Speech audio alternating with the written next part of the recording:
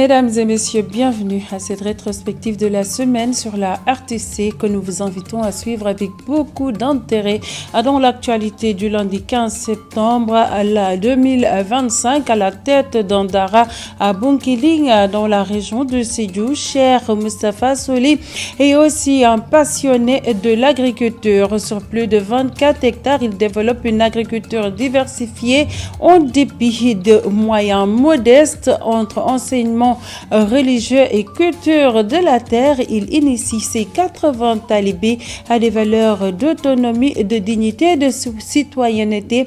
Omar Cissé est allé à sa rencontre.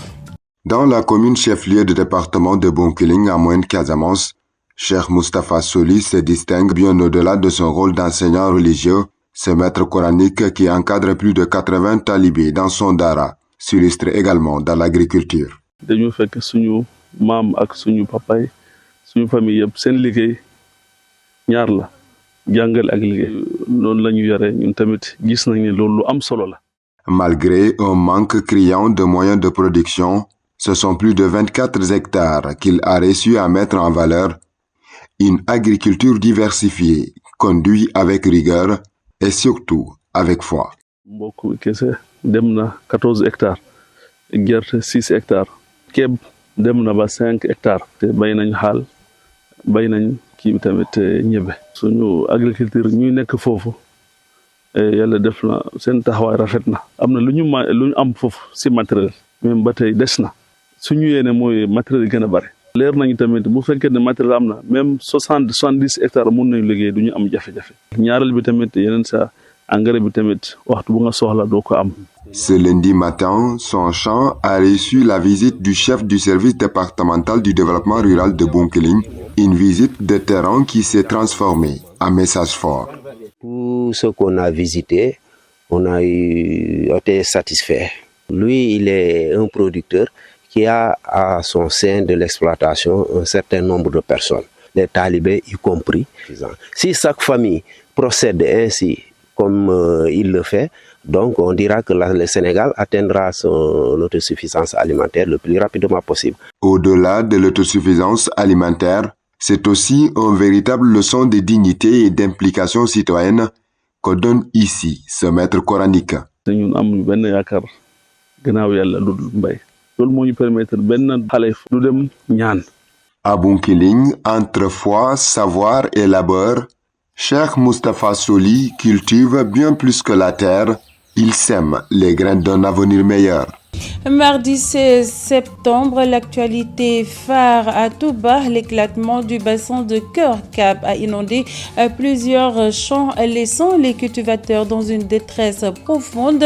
Les victimes demandent de l'aide au moment où une équipe de Enachine intervient pour tenter de freiner l'avancée de l'eau et sortir les agriculteurs de cette situation difficile. Les détails avec Fallou Ndong. L'éclatement du bassin de Keur-Kabou a causé beaucoup de dégâts et de pertes pour les habitants de cette zone. Les victimes témoignent de leurs difficultés. Notre principale difficulté, c'est l'eau qui inonde et gaspille nos champs. Et nous n'avons aucun moyen pour y faire face. Des personnes sont déjà venues ici, mais elles n'ont rien dit. Et nous restons toujours à l'écoute. L'eau a déjà détruit beaucoup de champs ici. J'ai beaucoup d'espoir pour mon champ.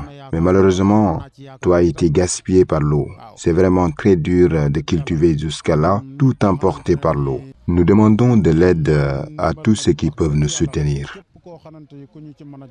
Toute l'équipe de l'INASIM s'est rendue sur place pour secourir la population et éviter qu'elle ne reste dans ce calvaire. Toute l'équipe du chantier de l'INASIM est venue sur place pour rectifier les dégâts causés par le bassin, afin d'éviter que la population ne continue à vivre ce calvaire. Nous avons fabriqué des sacs pour bloquer l'eau, puis ajouter du sable dessus pour que les machines ne tombent pas dans l'eau.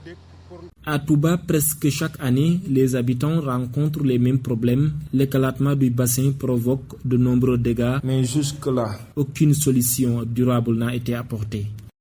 Le point le plus saillant de l'actualité du mercredi 17 septembre, face à la dégradation avancée du poste de santé de Diamaguène Centre, une dynamique de rénovation a été lancée grâce à l'initiative louable d'un habitant du quartier. Ce geste symbolique redonne espoir au personnel du poste et aux populations qui appellent aujourd'hui à un élan de solidarité pour achever les travaux et améliorer durablement les conditions de prise en charge des malades, suivant les précisions de Fatou Sall. Le poste de santé de Diamaguène Centre, autrefois dans un état de dégradation avancée, est aujourd'hui en pleine rénovation et retrouve progressivement les normes sanitaires. Le poste de santé a été repeint à neuf. Les portes et les fenêtres détruites ont été remplacées. Les ventilateurs et les climatiseurs ont été entretenus. Même les carreaux ont été refaits. Cette initiative est portée par un digne fils du quartier, sensible à l'état critique du poste de santé. Ce qui nous a motivés en premier lieu, c'est le fait que nous sommes des fils du quartier et que nos femmes viennent au poste lorsqu'elles sont enceintes. De plus, nous y sommes venus lorsque nous étions malades et c'est ainsi que nous avons constaté l'état des lieux. C'est pourquoi j'ai pris l'engagement de rénover le poste avec mes amis. Ce geste est salué aussi bien par les acteurs de la santé que par les populations. L'hôpital était dans un mauvais état à cause de l'eau des pluies qui y entre. Mais lorsque je suis venue ici, j'ai été surprise du changement. Ainsi, le médecin-chef m'a dit que c'est l'œuvre de Djadja Kamara.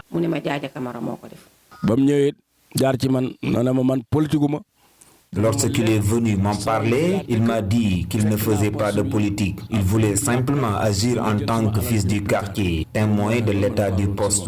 Je lui ai répondu que c'était une excellente initiative. Nous lui en sommes infiniment reconnaissants.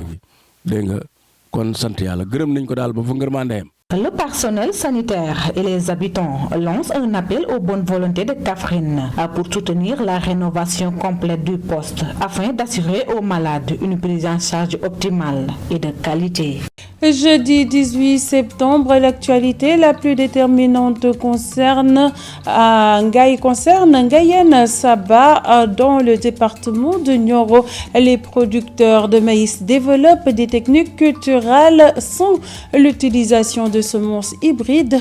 Grâce à cette méthode, ils ont battu le record de production de cette variété et pour atteindre la souveraineté alimentaire. Ils demandent à l'État de mieux faire la promotion des fertilisants locaux. Ousmane Dem nous en dit plus. À Ngayène Saba, ce sont des champs de maïs qui s'étendent à perte de vue qui attirent l'attention. Maintenant, cette technique de rationalisation des intrants a permis aujourd'hui de dire qu'on peut utiliser moins les intrants en rendant plus productive la production, ou bien en augmentant la production et la qualité. À l'origine de ces résultats, l'utilisation de nouvelles techniques agricoles. Dans le Saloum, en général, dans le bassin arachidier ou dans le bassin agricole, une fois que la campagne démarre et les producteurs n'ont pas d'engrais, ils pensent que la campagne ne peut pas réussir. Fort de cela, nous avons développé une technique qu'on a imitée de IFCC Doundel Souf avec les Saïdi, qui est la technique de microdose, qui consiste à diminuer de manière drastique les engrais de la chimie de synthèse ou les engrais chimiques, tout en favorisant la fertilisation organique. Des techniques qui ont permis aux producteurs de cette zone de découvrir de nouvelles méthodes agricoles. Parce que bi mingi jar 100 000 francs moins hybride bi. Le kilogramme de la semence hybride coûte 100 000 francs CFA, tandis que ces produits dont nous utilisons sont vendus à 250 francs le kilogramme. En plus de cela, les qualités ne sont pas les mêmes. Les semences que nous utilisons n'ont rien à envier aux autres semences. Nous attirons l'attention des producteurs sur l'utilisation des semences. Ces techniques que nous expérimentons sont plus rentables et bénéfiques.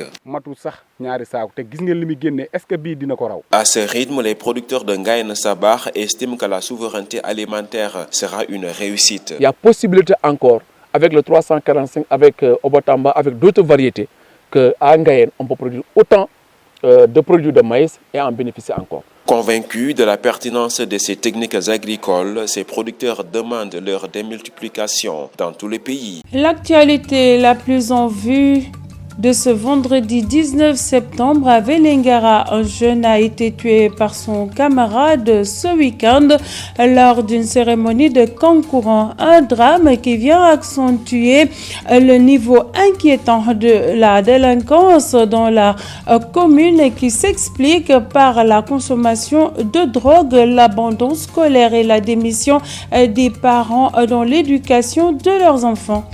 Maria Maba.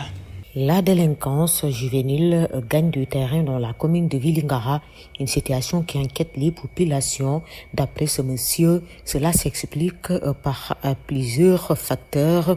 Nous avons le facteur éducatif, le décrochage scolaire et le manque d'opportunités à une formation professionnelle. On peut avoir aussi des problèmes familiaux. L'instabilité de la famille dans les couples peut être aussi un facteur. Un couple où les parents se disputent tous les jours, où le papa est par exemple un drogué, il bat sa femme. D'après d'autres personnes, ce sont les parents qui ont démissionné par rapport à l'éducation de leurs enfants. Avant tout, d'abord, c'est les parents. Tes enfants, il faut les éduquer. L'éducation, c'est tout. Le fondement. Récemment, lors d'un concours, un jeune a été tué ici. Mais je pense que tout cela, les parents en ont une part de responsabilité, car les enfants ne reçoivent plus l'éducation qu'il faut. Le manque de communication, l'abandon scolaire et le manque d'emploi font également que les jeunes sont très exposés. Parce que l'éducation de base n'est pas bas. L'éducation de base est très importante pour les enfants. Pour moi, on peut éduquer sans frapper. Il faut juste discuter avec eux. Il y a 4 ans, un jeune de 13 ans a été tué par son ami lors d'une bataille rangée et ce week-end, une dispute entre 2 jeunes a viré au drame lors d'une cérémonie de Kankourang. L'un d'eux a perdu la vie après avoir été poignardé. Il est décédé en cours d'évacuation. Aujourd'hui, selon les populations, beaucoup de jeunes se droguent et si cela continue sans commissariat de police, sous peu de temps, personne n'osera sortir de chez lui pour vaquer tranquillement à ses occupations. Fin de cette rétrospective, mesdames et messieurs, merci de l'avoir suivi. Restez avec nous.